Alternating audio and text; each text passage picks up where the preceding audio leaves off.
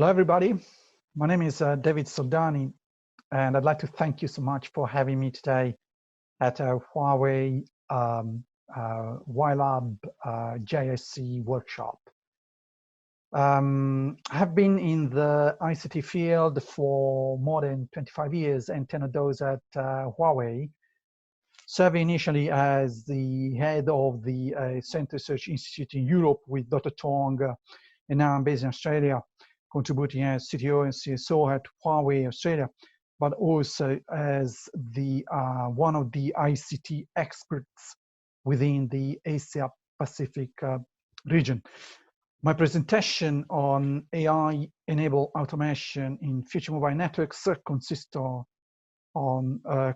3 parts. So first, review the main works ongoing within the standards. Then I'll show you some example of deployment scenarios, and the last part is about new research directions.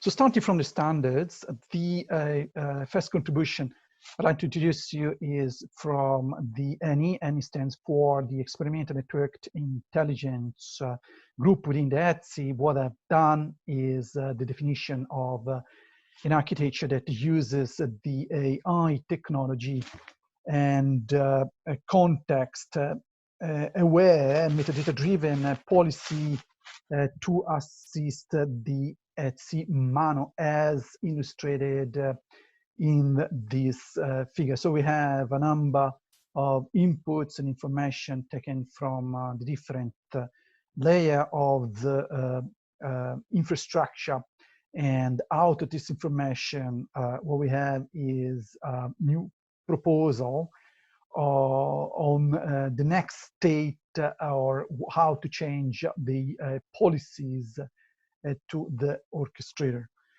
So the work includes both the type 1 hypervisor and type 2 hypervisor implementations, as well as the OS containers, which means in practice the share host OS kernel. And what ETSI has recently output are 5 possible options.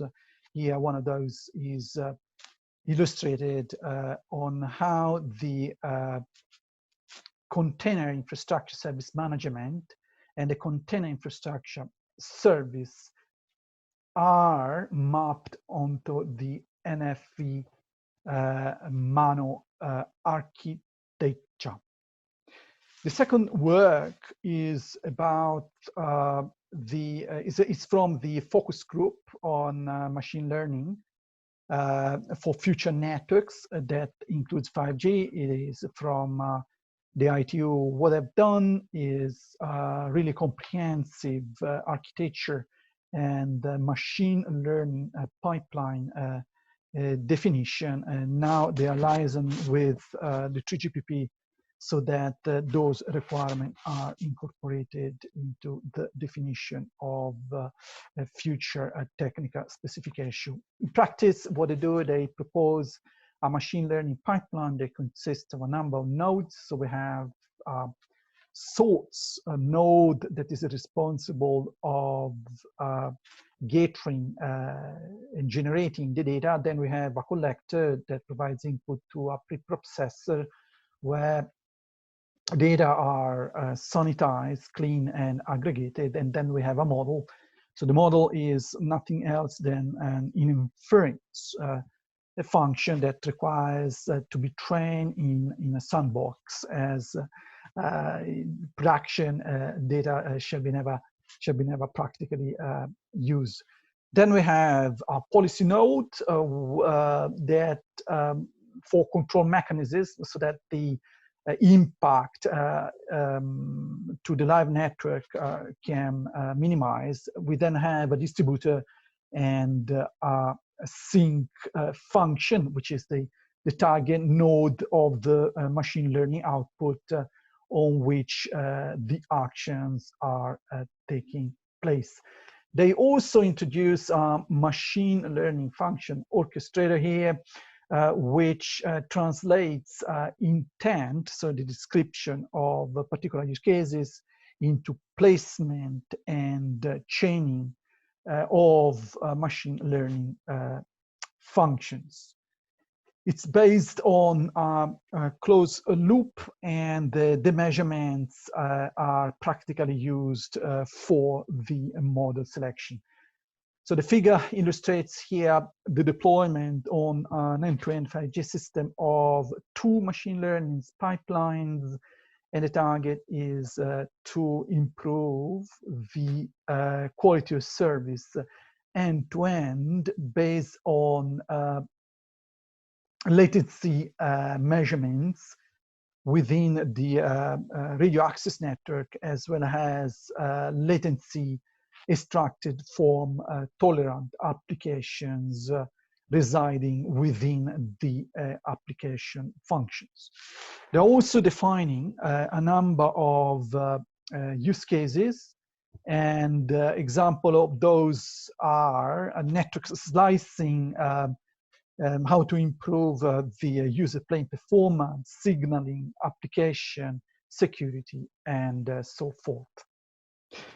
2GPP also in release 15 introduces an important data analytics function denoted as network data analytics function, and currently specified only for the core network. So it's a function basically that receive and extract data from the control plane network functions. There is also now an attempt to expand and introduce this functionality across the whole network, especially the radio access network. They define a number of use cases. Here I've listed some of them, and they range from load level and load analytics predictions down to how this function can be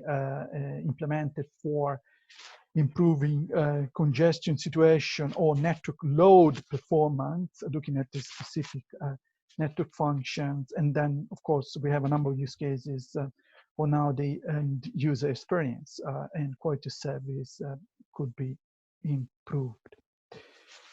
Also, we have a lot of work done by the Oran Alliance, and I'd like to mention here because what they've done is they have introduced, looking at the RAN, radio access network itself, a number of many more interfaces compared to the open RANs currently specified in 2GPP. And here you have a list of the new interfaces, but in particular, what is relevant today is the introduction of 2 particular functions. So the non-real-time RAN intelligent controller and the near real-time intelligent controller placed in the control plane of the central unit and on the management plane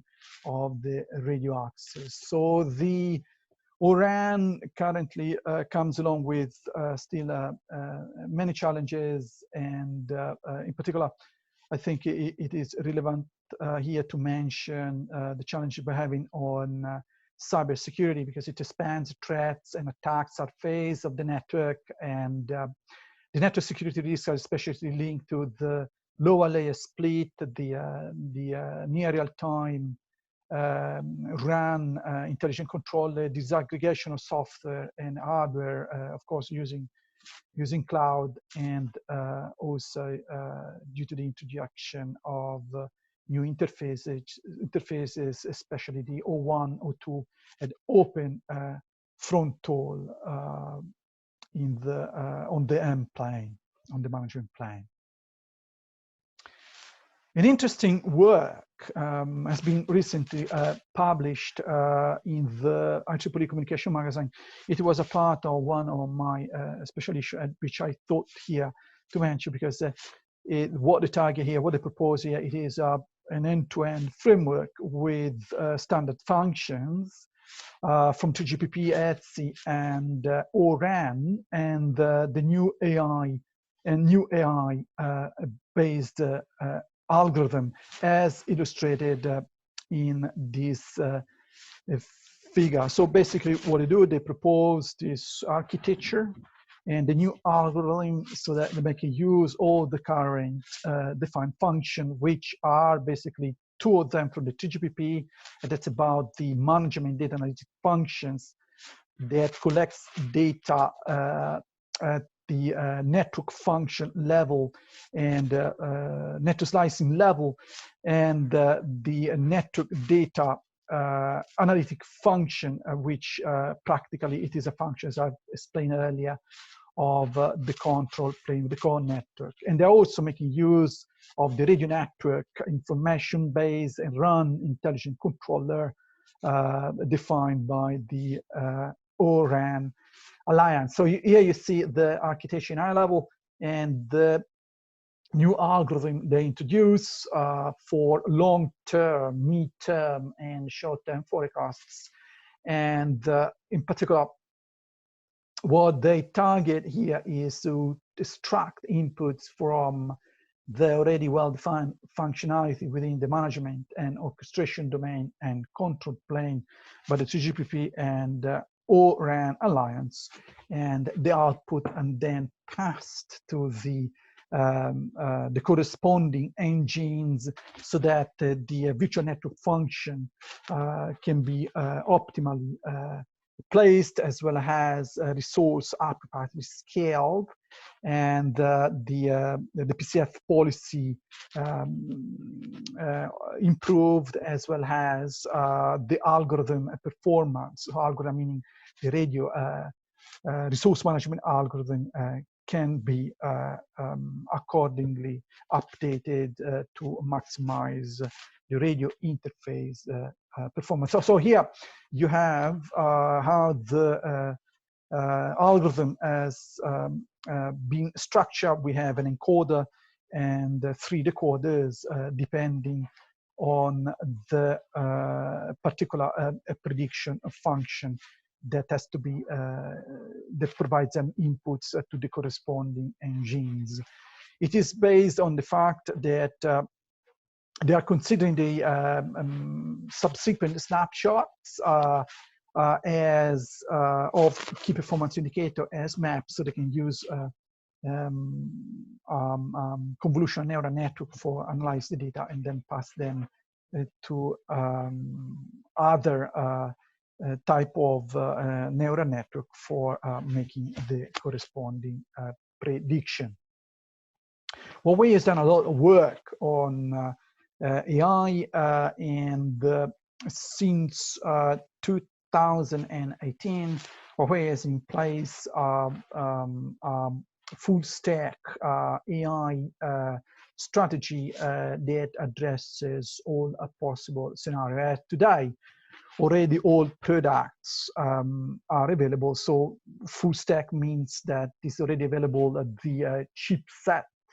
So Ascend 310, Ascend 910 is already available for all products from wireless, from the access component to the optical router switching core and server. And on top of that, we have the chip enablement platform, so the computer architecture for neural network where on any kind of framework may run. So may have traditional frameworks such as TensorFlow, PyTorch, or even we may think of using a MindSport, that is the Huawei framework where our algorithm can be defined and trained. So for the training in particular, Huawei has created a market place denoted as Modelars.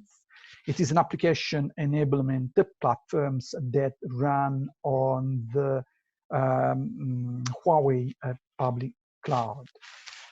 So the looking at the network as an autonomous car, so what we're saying here is to have an autonomous driving network, we represent different level of autonomous networks as we have done for autonomous vehicles. And in this case, we see that today we are still really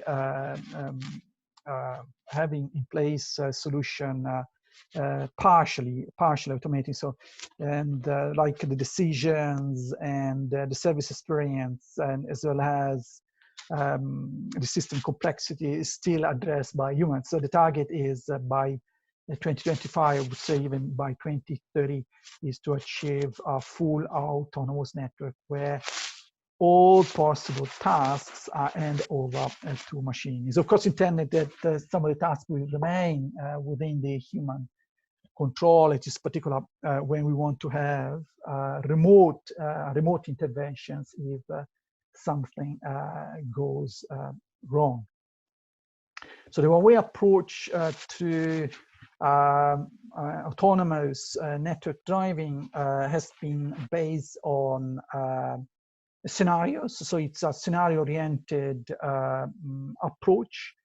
And basically what we have done is we have taken the complete end-to-end business processes of our customers and segmented those into 4 parts. So we go from planning, design, deployment, to optimization and provisioning. And within those particular business processes, we have defined different scenarios. And for each of those scenarios, we have developed the corresponding solution. And on this slide, you have examples of where we are today and what we are thinking of addressing in the near future. Now, looking at specific use cases, I'd like to introduce you some of the results we have attained in the field using 5G, but also LTE systems. So the first is on network planning. And for network planning now, we do have an extensive approach for intelligence, traffic predictions, and the predictions are possible in a short time, as well as in considering much longer period, up to say 12 months of history data. So the approach, what I've seen and also contributed, has been based on LSTM, so recurrent neural networks, and I say that it works very well. So we use the first part of the data to train the model, and then we leave a buffer to validate the model itself before it is then introduced and for a real prediction of using fresh data received from the network. Then the other application is on network deployment, and we have already a number of solutions. For example, for reducing the number of parameters that needs to be optimized to plug and play type of solutions, not only thinking of hardware, but also software. And then, of course, the ultimate goal for us would be to achieve a zero interventions with seamless integrations of with the network management system. Another area of application I think extremely important is on troubleshooting. This is the case of the minimization of the mean time to solve a particular fault. So what our solution does, first using AI, is to reduce the number of alarms. Like in this case, alarms have been reduced to a factor 100. Then the solution and the algorithm, what it does, finds the root alarm based on our priority and random forest algorithm.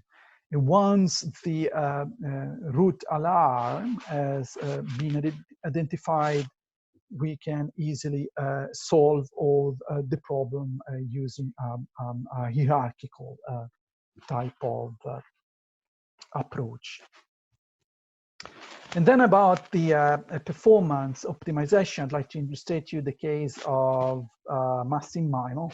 So Massimino here, we have a solution that improves three key parameters, and that is about the azimuth, the width, and the transmission power. And our algorithm shows, or the experimental results show that the efficiency was improved of a factor 10, and the downlink average user throughput improvement was of 2 digits.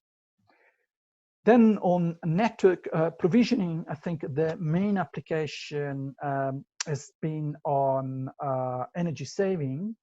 And our strategy was to follow the 0-bit, 0-watt approach. That means wherever we don't have traffic in place, we should not have power dissipation.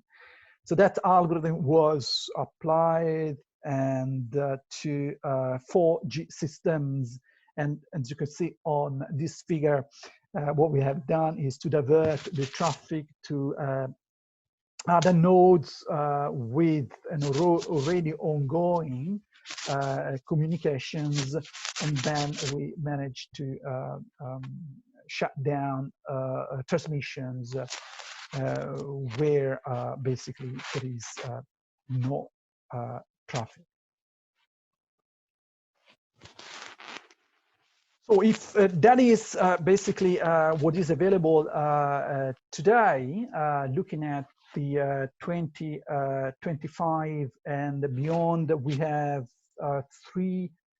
four main high-level targets for our mobile communication system. And the first one is to achieve super connectivity. It is a super connectivity that you can see here, or what it means in practice in terms of bit rates within the access network aggregation and backbone network.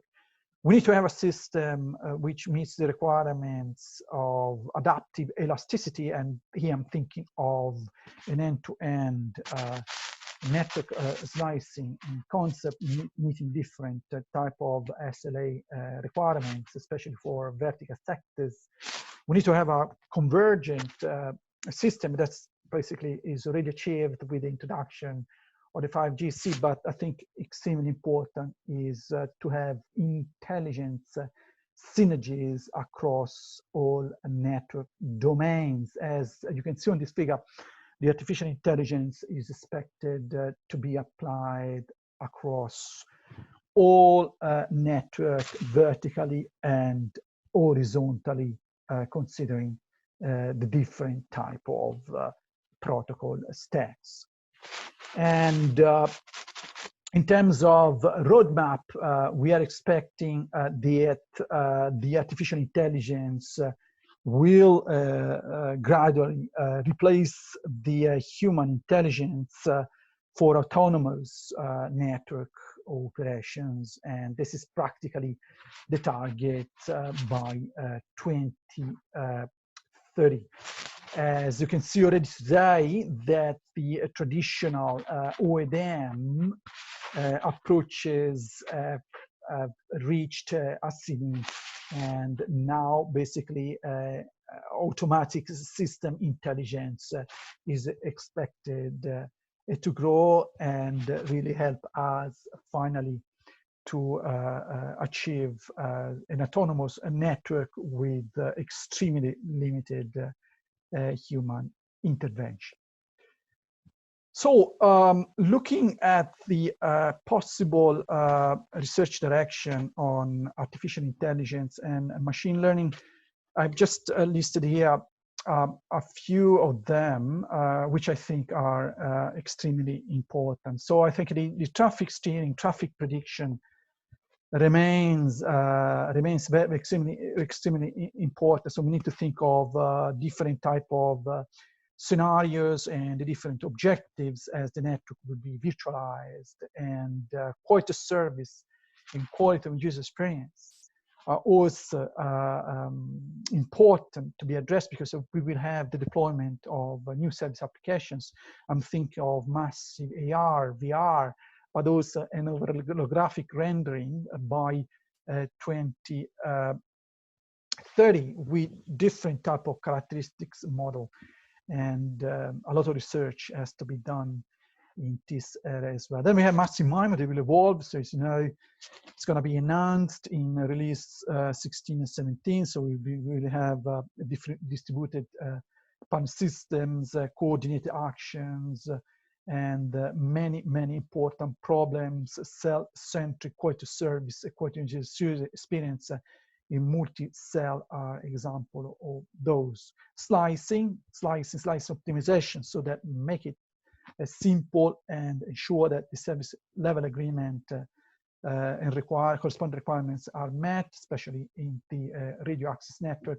And then with introduction of the V2X communication, it is extremely important to have a context-based dynamic optimization of and others. And also I'm thinking of the connectivity to unmanned aerial vehicles, and or in general any kind of robotic platforms.